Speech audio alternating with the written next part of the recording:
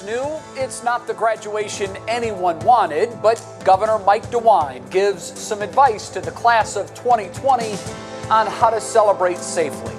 And wearing masks, recommended versus required. Another new guideline. The state clarifies who must wear them as the state reopens. It's tearing us all apart. And see the shocking results after one local nursing home tested all of their staff and residents for COVID-19. Election night brought a mixed bag of emotions. It's a huge blessing for us all right now. Some school districts relieved that their school levies passed, others now facing serious budget cuts. And now, live from WKYC Studios, this is What's New.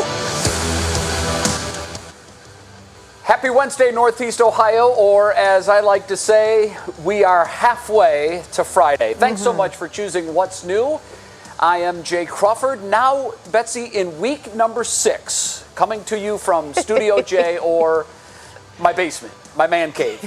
It is what it is. My partner, Betsy Kling, is in our WKYC studios. And Betsy, we have a busy show today, a lot to get to. And a lot of really interesting things to talk about. We're going to start it off with, it's another day, and we have another update on who must wear a mask and who is only recommended to wear one. Today, more clarifications from the state as we move to the next phase of reopening. Laura Queso has the news that you'll want to hear.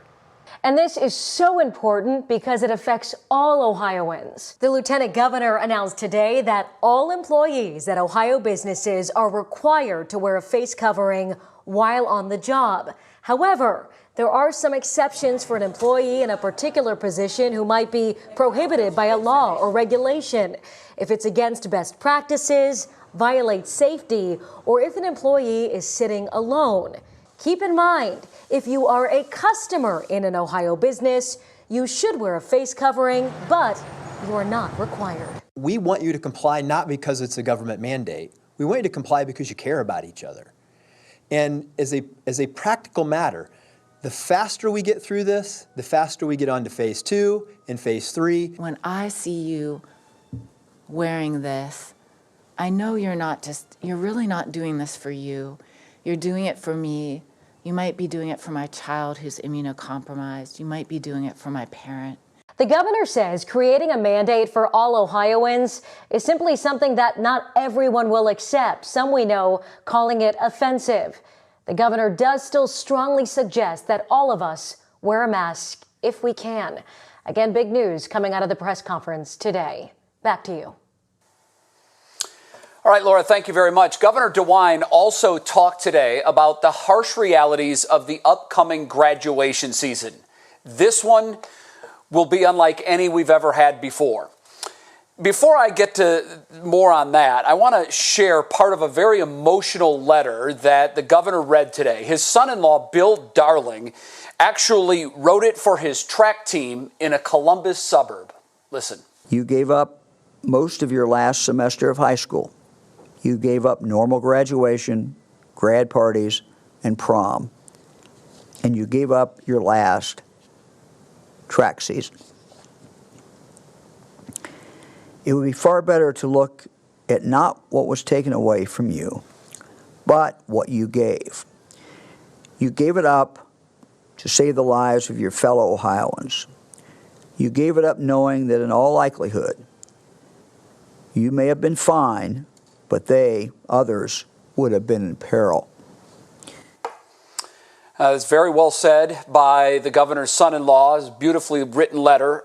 We've talked about this before, how our hearts break and bleed for the seniors, the high school seniors of 2020. They're going to miss out on so many memories. I can't even imagine if the memories of my entire senior year in high school were to be suddenly wiped away. It was one of my favorite years of my life, and I'm sure these young kids don't even yet quite know what they're missing out on. So we certainly are behind you and with you every step of this journey.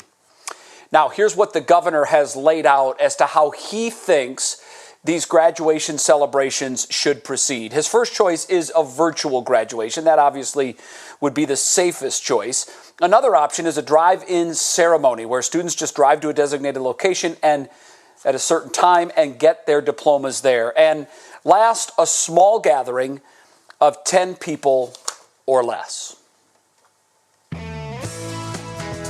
All right, now on to your feed at 5. This is fascinating. Nobody knows who or how bad when it comes to the coronavirus's infections. The virus is not playing by any rules.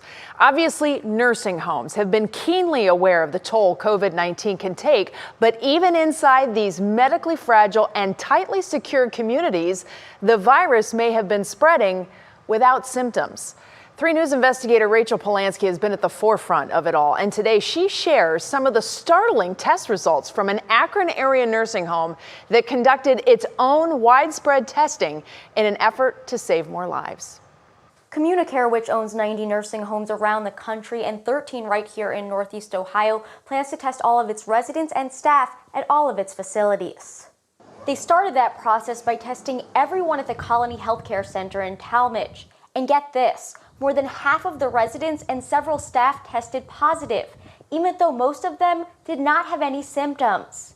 We made the decision to do this testing so that we can get a handle on the number of cases and the best course of treating it, so we can provide the best level of care we can for our patients. Meanwhile, Ohioans who have family members in long-term care facilities say they've been left in the dark about what's really happening, and they hope other nursing homes follow suit. Where is the transparency? No communication whatsoever. It's tearing us all apart. Just kept finding content not available. It's important to a lot of families. And within the last 2 hours, I have confirmed that 276 people have died in Ohio's nursing homes in just the last 2 weeks. I'll have more on those staggering numbers at 6 o'clock. Rachel Polanski, 3 News. Thank you, Rachel. Well, while some Ohio businesses and services will be back open for business starting May 1st, the hard-hit restaurant industry is still on hold for business as usual. The Ohio Restaurant Association is pushing for May 15th. They're citing 300,000 employees who've been laid off and the closings of nearly 50% of our restaurants following last month's stay-at-home order. But some restaurateurs and servers are saying that that's not on their menu.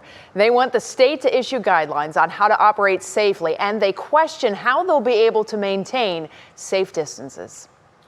Imagine me being a bartender or a server to you, even though you're 6 feet apart, and I'm taking care of you.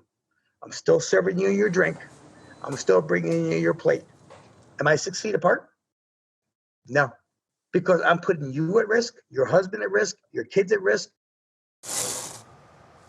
Well, the National Restaurant Association has produced a guide for steps, a guide as to steps restaurants can take to safely reopen. But the governor hasn't given any indication of when that will happen. Nationwide, the industry will lose $80 billion in sales by the end of April, according to the association. Jay? Betsy, local hospitals are seeing a skyrocketing number of people using their telehealth services.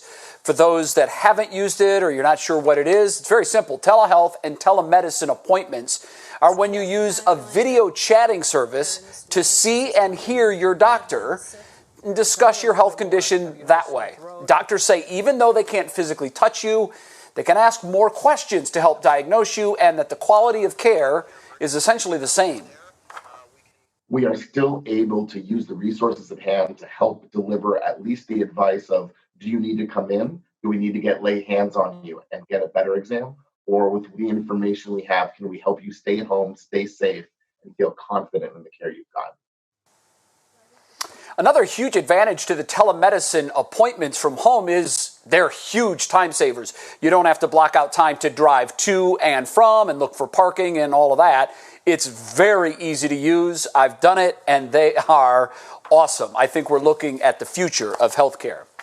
And as more people visit their doctor virtually, they're also not getting their children vaccinated.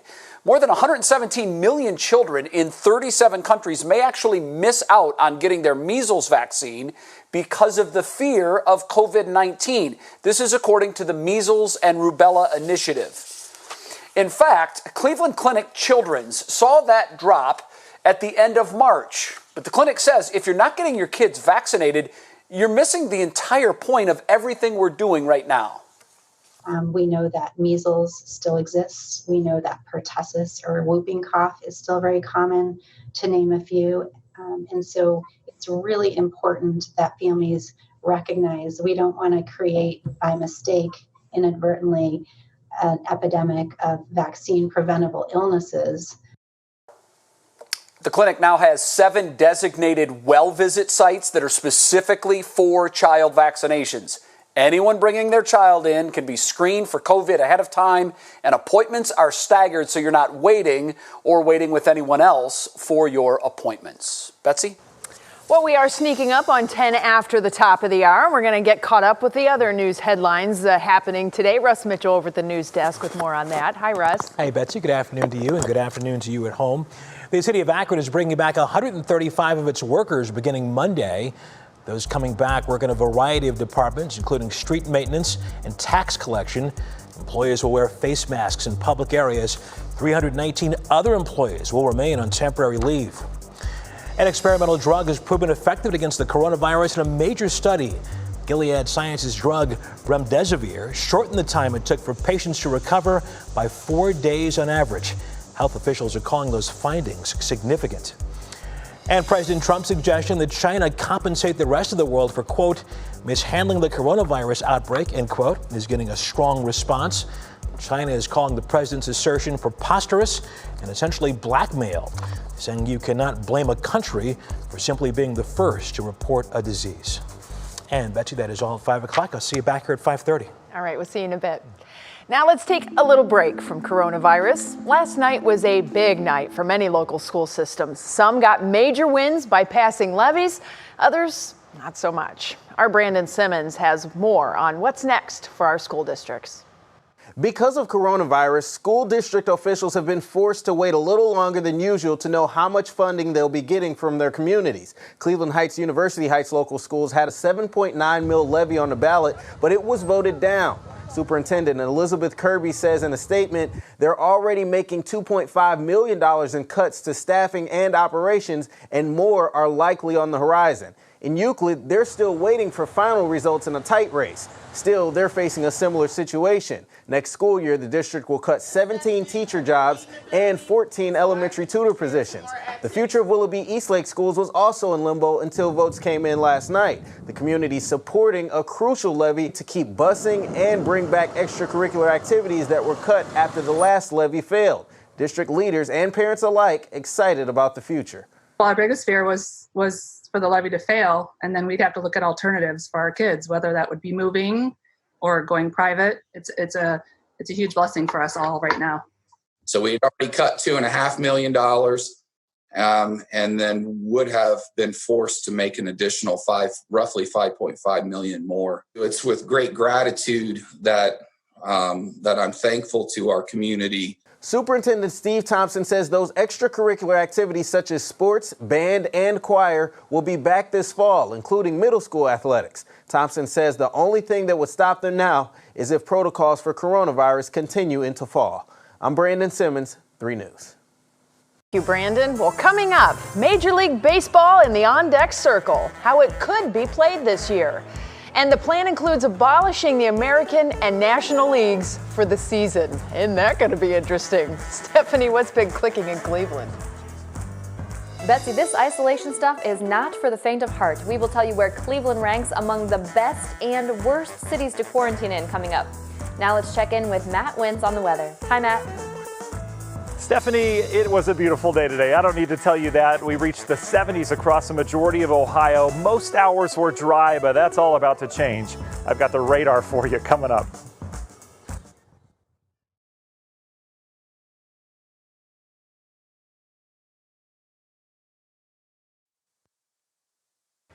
Hello.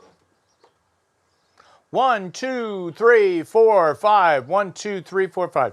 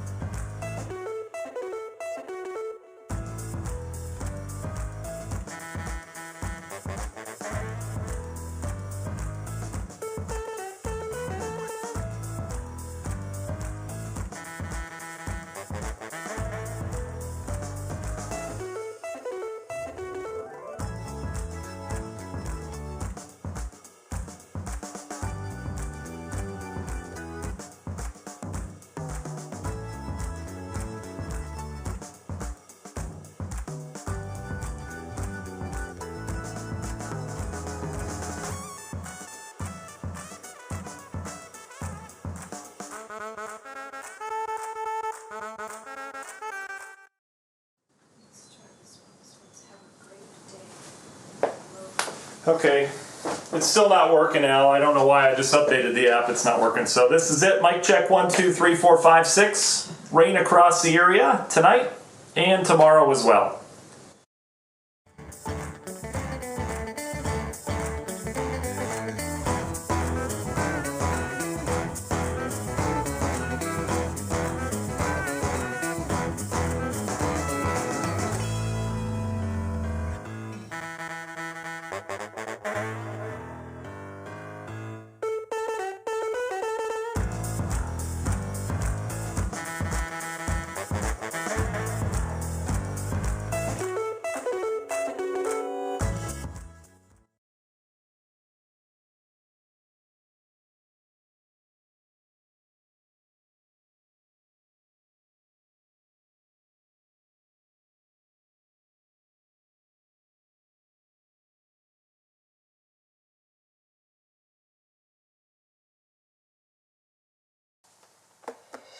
Welcome back to What's New. I think one thing everyone can agree on right now, it would be a welcome distraction to have baseball back.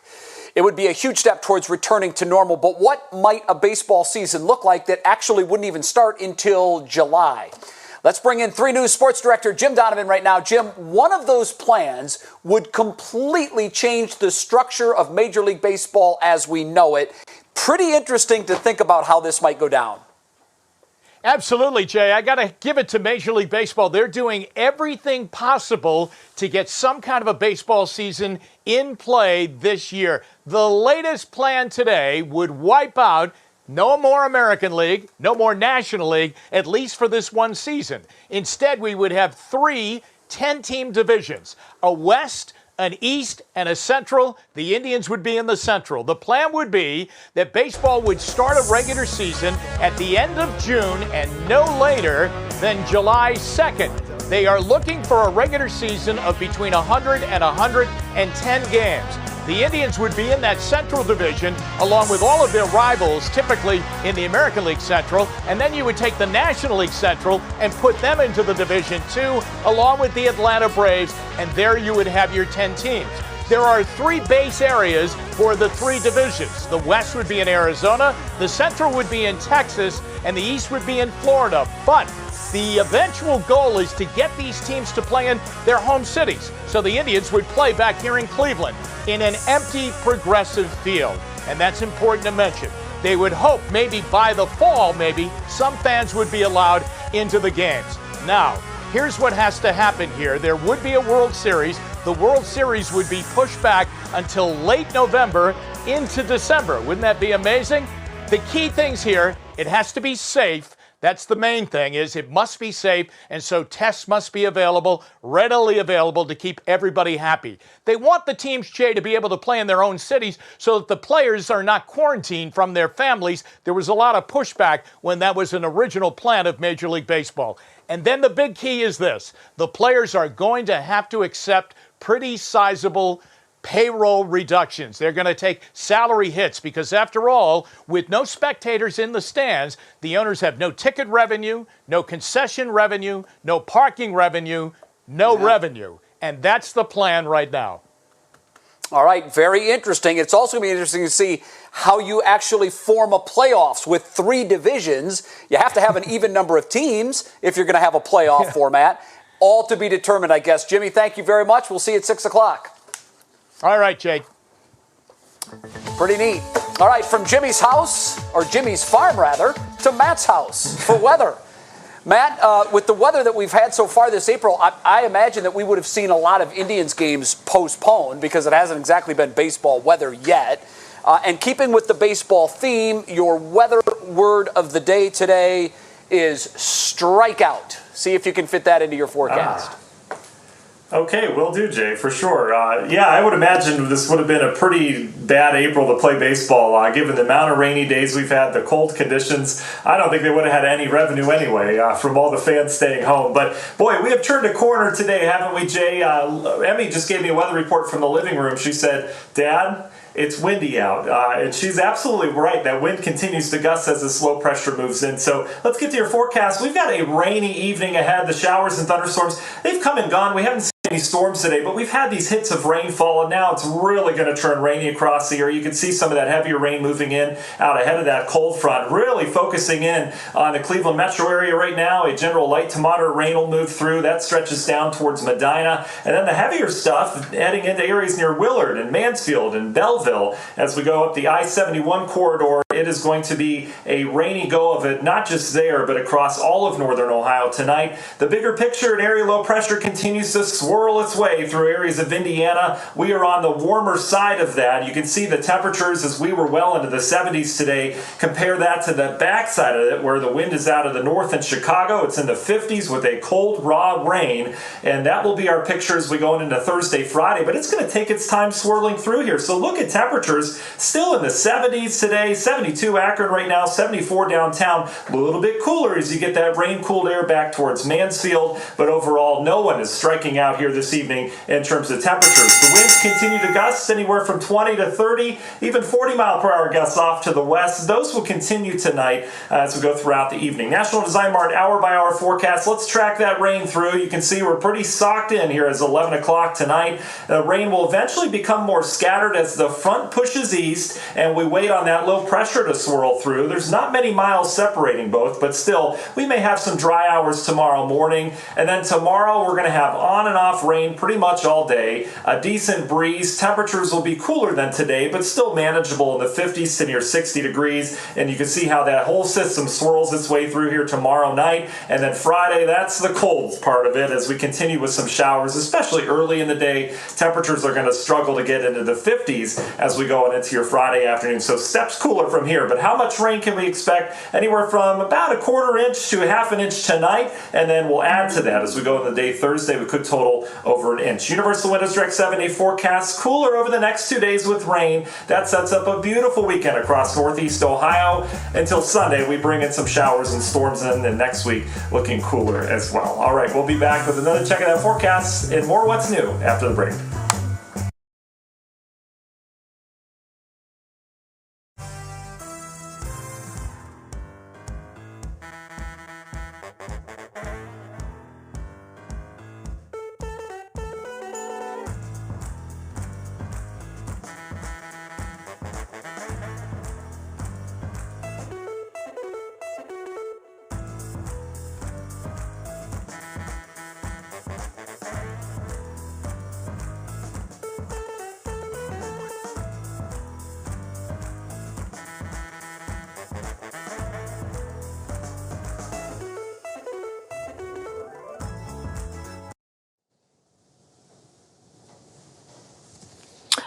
Well, just because the state won't require people to wear a mask doesn't mean the stores won't. And that's okay.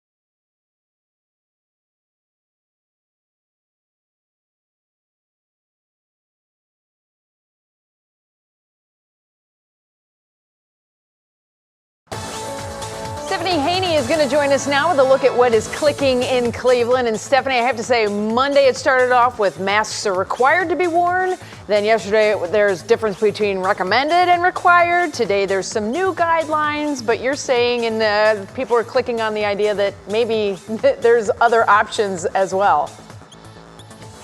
There are other options, and it might just not really matter what the state has to say in some cases, because we talked yesterday about just because the state not requiring it doesn't mean that stores won't. And now we see Costco is planning to do just that. So in a statement on their website, Costco wrote, "To protect our members and employees effective May 4th, all Costco members and guests must wear a mask or face covering that covers the mouth and nose at all times while at Costco."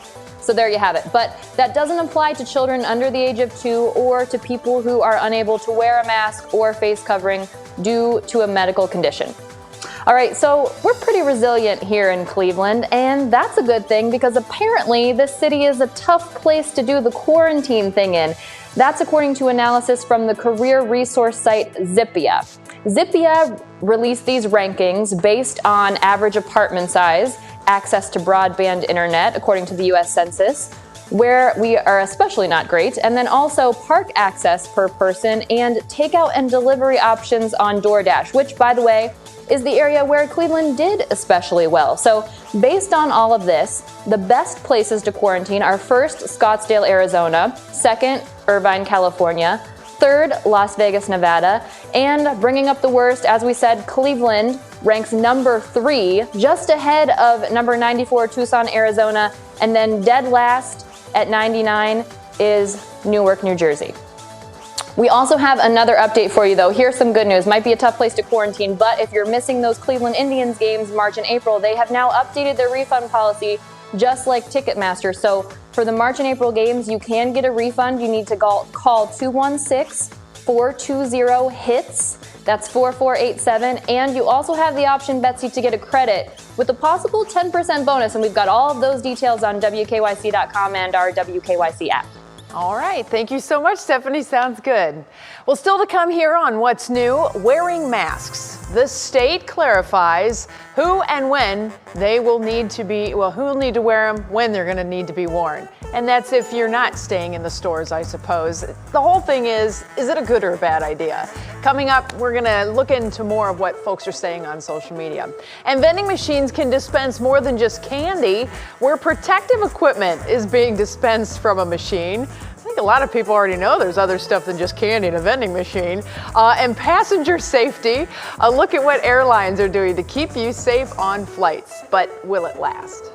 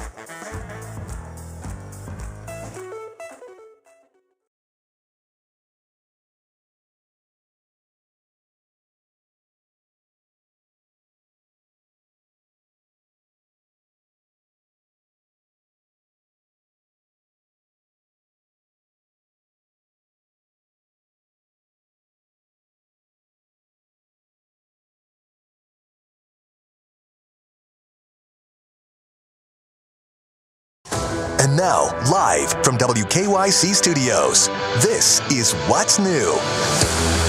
Happy Wednesday, everybody. Thanks so much for hanging out with us here on What's New. I'm Betsy Kling here at the 3 News Studios, and my co-host Jay Crawford is starting us off at the bottom of the hour here from home with some good news, which is how we really like to start this half hour of our newscast. It really is, Betsy, and this is a good one. We've heard the stories of couples having to postpone or even cancel their weddings because of the pandemic. It's terrible. But others are being creative and moving forward. This one's really special.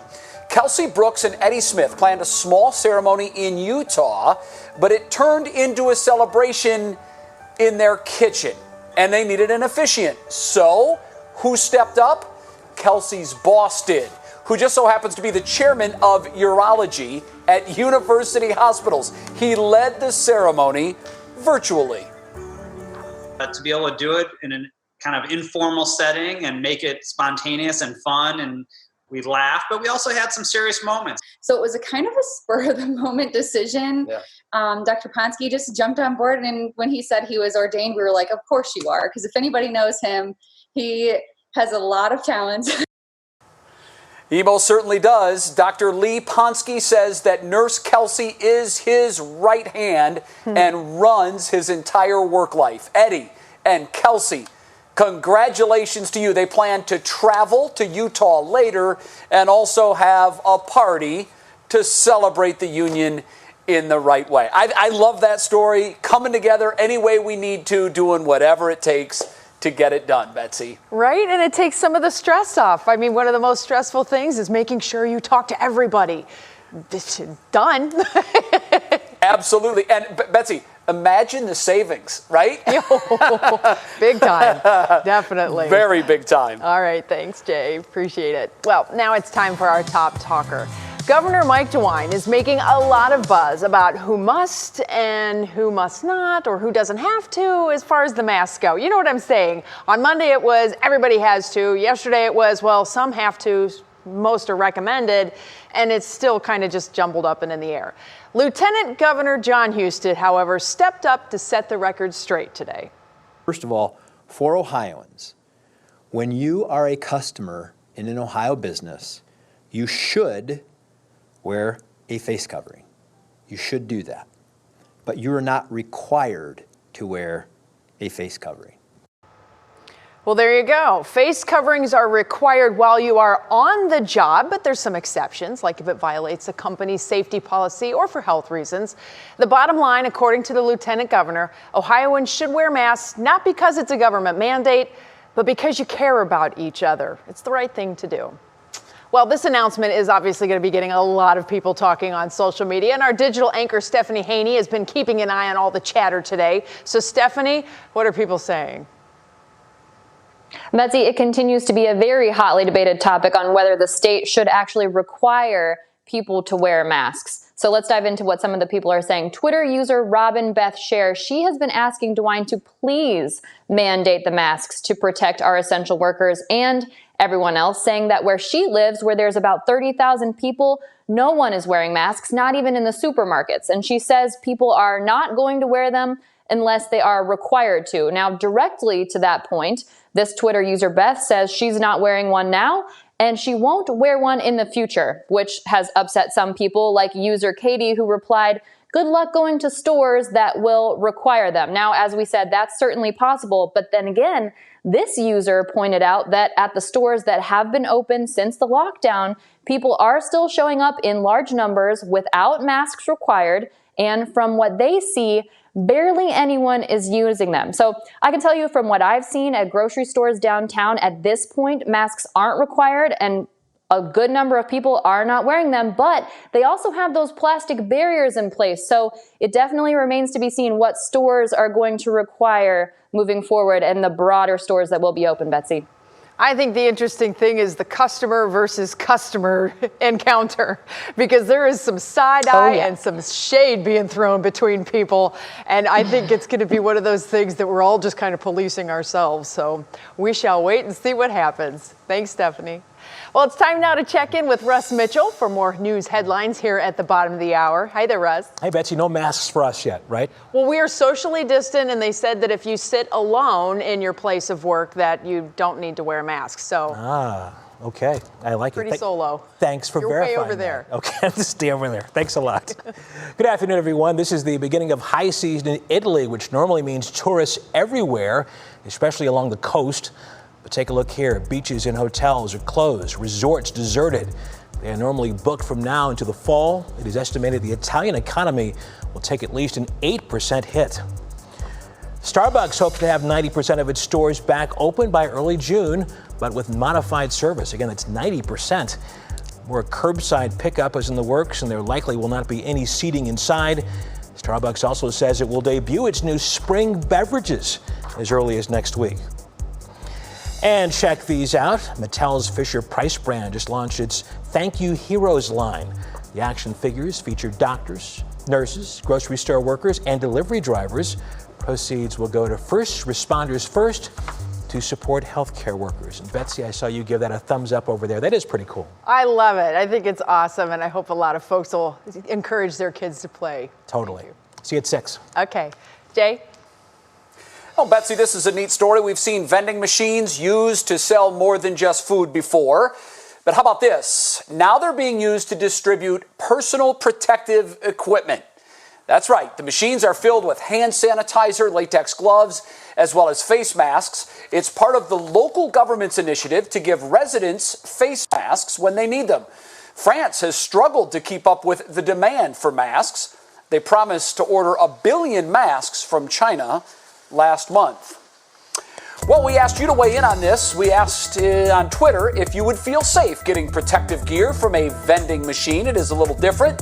Most of you are saying yes, you would feel safe getting that protective equipment out of a vending machine.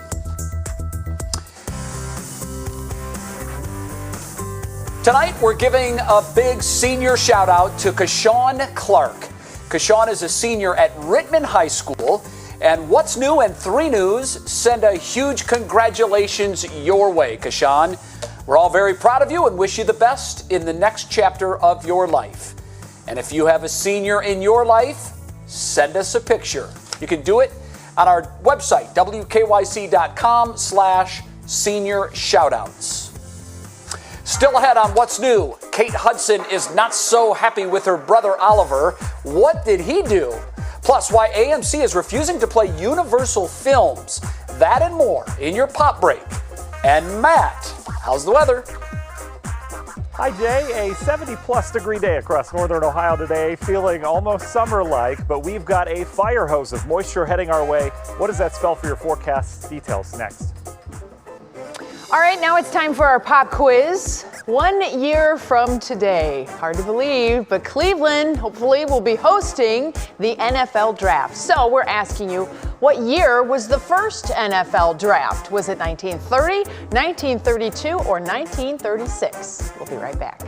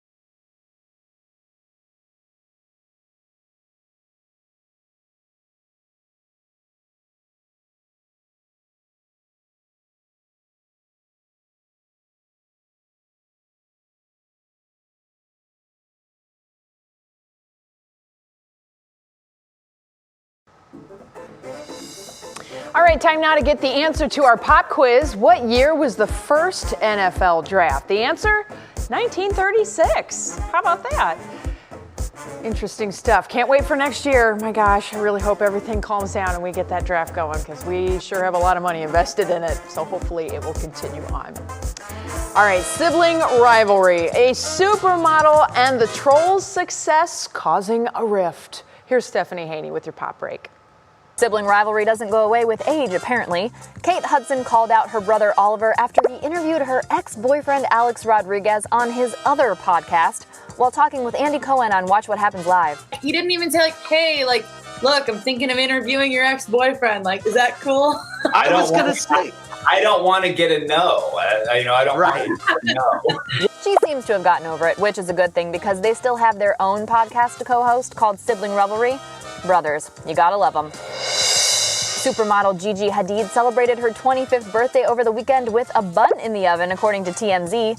The model is reportedly 20 weeks pregnant and expecting a baby girl with singer Zayn Malik from One Direction. Sources say that the couple is thrilled after ringing in Gigi's quarter-century milestone with family and an everything bagel cake made by the cake boss himself, Buddy Velasco.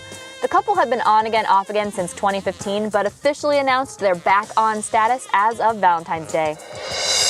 And following Trolls World Tour's success debuting at home, and NBC Universal executives saying they plan to keep going direct to streaming with some films even after movie theaters open back up, AMC is not taking it lying down. The theater group says it will not be playing any Universal Picture films upon reopening because Universal is breaking the business model and agreements set in place for the movie industry. A spokesperson for Universal came back and said, "We absolutely believe in the theatrical experience and have made no statement to the contrary." Except they sort of did. A Universal executive previously said that they would combine straight-to-streaming and theater releases. So with this move, AMC is basically telling Universal, you don't get to decide that on your own. So it'll be very interesting to see how this standoff plays out. Now, the question here, Betsy, is will other films have such successful straight-to-streaming debuts, or is there something special about this Trolls movie, maybe because it's a kid's movie, that makes it different? So that's what we'll need to see as this plays out. I think anybody who's taken a child under the age of 5 to a movie theater will tell you, straight to streaming, please. It's so much easier. Oh, it's so much better. And all the rewatching, yeah, makes sense. Okay. Thanks, Steph. Appreciate it. All right, now we have to get a check on the forecast. Matt, we've been waiting on the rain. It's been kind of dancing around a little bit, but I have to tell you, the radar is definitely starting to green up. Yeah, it definitely is, Betsy. I have to give you a shout out because we tend to go back and forth between numbers and sometimes we'll correct them if we see new model guidance. Last night, if you joined Betsy at 11, she took our high from 69 to 74. Betsy, you know what we hit today? Did we hit 74? No. We hit 74 on the dot. Oh, we did? How about that? We did. I've literally been hitting the refresh button on the OBS, and it was at 73 for like 2 hours. I'm like, come on. Yeah. I think it went 73.6, so we were in good shape. But anyway, the average viewer doesn't care about this, but these are the little wins that you get in the meteorology world. Also, I found out a way to get my daughter over here. Hey, Emmy, I got new stickers for you in the mail. Ooh. They say doctor, meeting, don't forget, appointment for all your busy stuff. Aren't those cool? Here, go stick them all over the house, okay? All right, what's that? I was just kidding. Don't do that. So Mama will take care of that. All right, let's get to your high temperatures. Betsy, take a look at this. Here we go. These are the official highs, hot off the press in the last 15 minutes or so. New Philly winning 75 degrees today, but I think we all won with temperatures in the 70s from Cleveland to Akron, Mansfield, Youngstown, and we've still got the warmth outside, pretty brisk south wind. We have cooled off where, as we mentioned, that heavier rain pushing into Mansfield, Ashland, Norwalk back into the 60s. We'll all fall back into the 60s tonight with a continued gusty wind. You can see we've had the strongest gusts over towards the west where we've had upwards of 40-mile-per-hour wind gusts. A little bit lighter as you get down towards Akron, Canton, but that will change as the system moves its way in. Here comes the rain. We've got a rainy evening in front of us. We've got a little break right now for areas of Summit County heading up towards Geauga County, but the heavier stuff moving into Huron and Richland counties, and that will continue to head northeast throughout the evening. And look at the fire hose of moisture that stretches from here back down towards Kentucky. It's going to be a out of a nighttime tonight, but that's, sometimes some good sleeping weather. And you can see how we're on the warmer side of the system, much cooler on the backside as this low pressure bringing in that cooler Canadian air. National Design Mart, hour by hour forecast, bringing those heavy downpours through. May hear some rumbles of thunder. I'm not too impressed with our thunder chances. Again, we've mentioned this the last couple of days, we lack a lot of instability, so these clouds don't have a lot of energy to form into robust thunderstorms, but you may hear some rumbles now and then. Otherwise, a good soaking. Tomorrow morning, showers become more scattered, and that will be the nature of the rain tomorrow. Just very scattered. You'll have a downpour, it'll dry out, you'll have another downpour, but it's going to be breezy and it's going to be cooler. Temperatures may start near 60 tomorrow morning, but as that low wraps in, temps will slowly slide back through the 50s throughout the day. And then Friday, not looking too great at this point. We'll have some morning showers, but we're on the cold side of that system. We'll be back into the 40s and low 50s at best with lingering clouds, but that will set us up nicely for a beautiful weekend. So if we can just hang in there, we'll certainly have that prize at the end. How much rain are we talking? Anywhere from half an inch to an inch, I think, across the area. Overall, not dealing with any flooding concerns, I don't think, because we'll have enough period in between some of the rain to dry out. Universal Windows Direct 7-day forecast looks like this. 60 tomorrow. Keep in mind that's early. It'll slide back throughout the day. Friday, a cool day, but look at the weekend. Sunshine on Saturday with some passing clouds. Sunday looks nice as well, but we are going to bring in storm chances with another front that'll kind of knock our temperatures back into cooler category on into next week. Betsy? And I have to tell everybody, if you want to get River's attention, just leave a computer on. Last night, River was helping. We have the computer here at the station, and I started to see random typing on the screen that as I was sitting there, I'm like, what are you doing, Matt? And he's like, River. So indeed, River was trying to help. So thanks, River. Appreciate that. All right, thanks, Matt. Oh, he's so cute. Oh, I could listen to him babble all night. But we got to talk about airports because new at 5, some airports are a ghost town right now. The major impact the coronavirus is having on airlines and how long it will be before some people fly again. Plus, it's the risk of working from home. What one reporter forgot to do before going on air.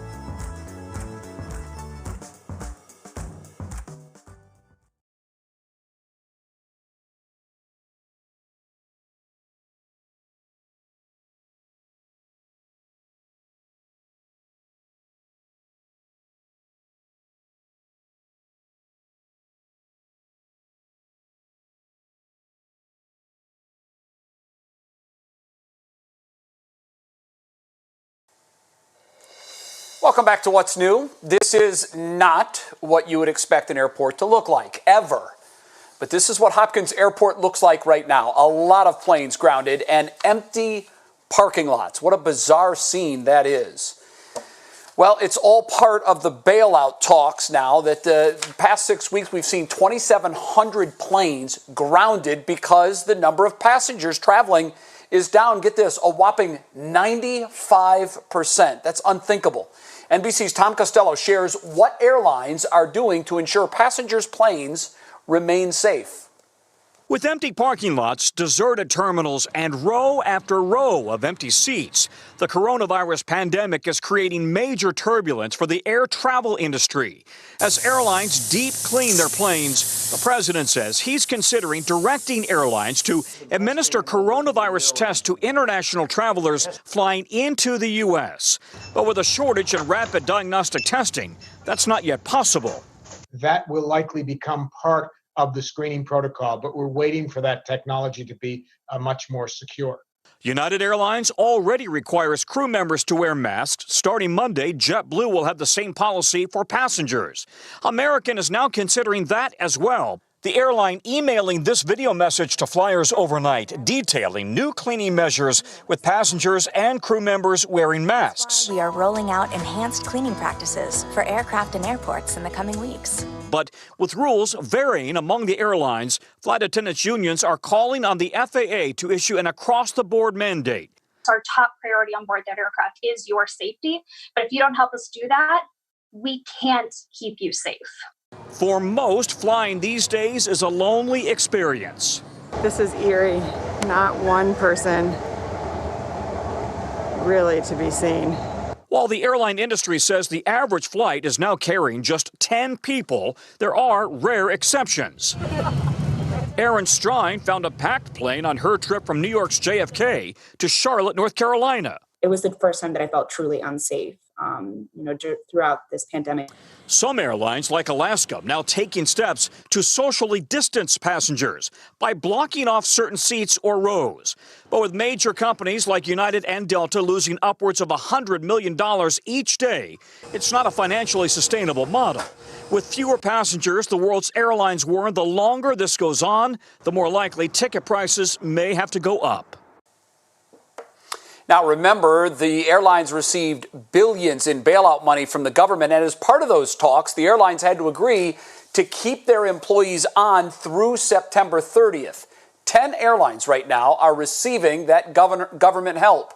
The widespread concern is that come October 1st, we could see massive layoffs in the airline industry.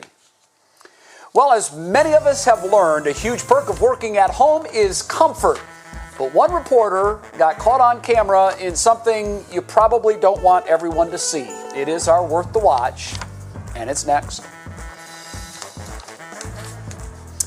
And as we head to break, we want to take a minute to share with you some of the faces of our local heroes. These are healthcare workers from the front lines, risking their own safety to keep Cleveland moving.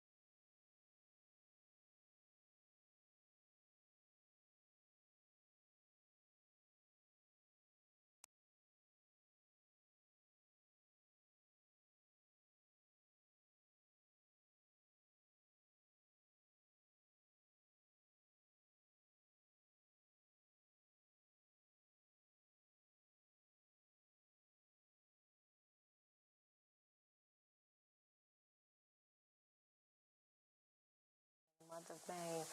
Some restaurants are still in the dark about their reopening date.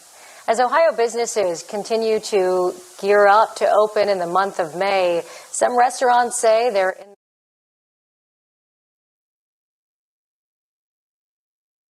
Hi there, testing 1 2, testing 1 2 3 4. Thank you. Hello, hello, hello. Testing 1 2.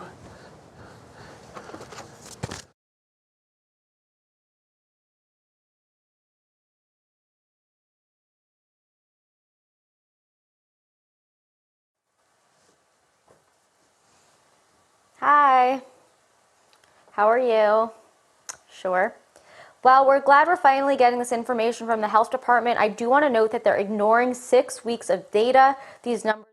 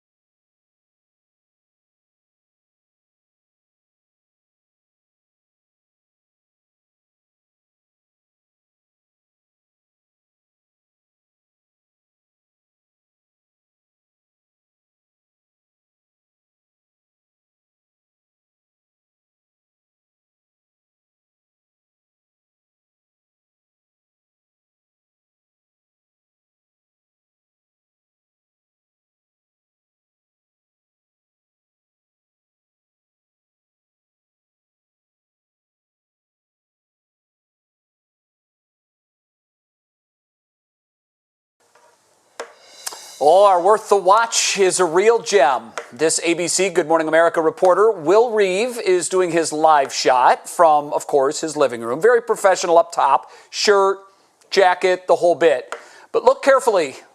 Will showing a little too much leg in that shot. Will's a great guy, a former co-worker of mine at ESPN, currently works with my daughter at ABC. He said he was just trying to get a jump start on his morning workout, which he was going to begin just as soon as he was off the air. I chatted with Will today. He told me it was a hilarious accident, and he's owning it the best he can. And Betsy, that's all you can do at that point is just own it and make the best of it. An honest mistake. I'm calling Balderdash. I think he was trying to be funny, and he got busted. I'm calling Balderdash on that one. Sorry. That's okay. You can't. I know Will. I can honestly say it fits his personality. He's a great guy. That's actually, by the way, that's Christopher Reeve's son from Superman. Yeah, I know. I found that out. There you go. All right. That's it. We're back tomorrow at 5. All right. Russ and Laura are coming up next with What Matters Most.